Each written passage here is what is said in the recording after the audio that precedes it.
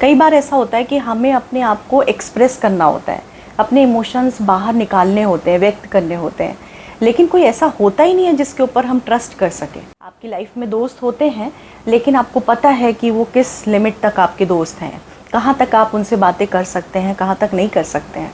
तो इसलिए दिमाग में बातें घूमती रहती हैं और आपको परेशान करती रहती हैं, जो आपके व्यवहार के ऊपर भी असर डालती हैं। तो इसीलिए ज़रूरत होती है कि आप किसी प्रोफेशनल से मुलाकात करें, कोई प्रोफेशनल यानी कि कोई साइकोलॉजिस्ट जो आपको अनबायस्ड होकर के सुने, यानी कि वो बिल्कुल भी किसी भी तरह का निर्णय नहीं लेगा उस समय जब आप उससे अपनी बातें कह रहे होंगे।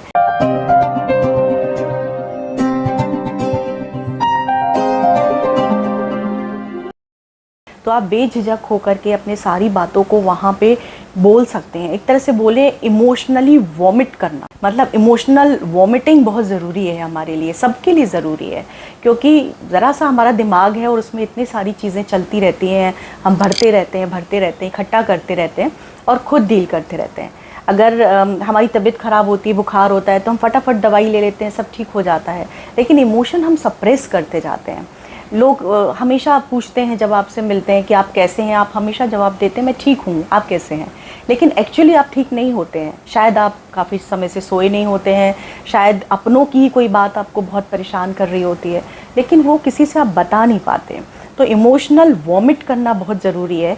अगर आपकी लाइफ में कोई ऐसा नहीं है जिसके ऊपर आप इतना विश्वास कर सकें कि आप अपनी बातों को खुल के बता सकें, और आप किसी प्रोफेशनल से मिलने में भी झिझकते हैं, क्योंकि मेरे से मिलने में, यानी मेरे जैसे जो प्रोफेशनल्स हैं, जो कि साइकोलॉजिस्ट हैं, मनोवैज्ञानिक हैं, उनसे मिलने में आज भी समाज में बहुत झिझक है, लोगों में बहुत डरते हैं, हज़ार बार सोचते हैं, फिर एक दिन हिम्मत करके हमारे पास आते हैं। लेकिन अगर आप नहीं जा पा रहे हैं, नहीं मिल पा रहे हैं, तो आप खुद भी इमोशनल वेंट आउट कर सकते हैं। उसके लिए आप राइटिंग टेक्निक का इस्तेमाल कर सकते हैं। एक पेपर पेन लीजिए और जितना दिमाग में नेगेटिव आ रहा है उसको आप लिख डालिए, बिना सोचे समझे कि मैं क्या लिख रहा हूँ या क्या लिख रही हूँ।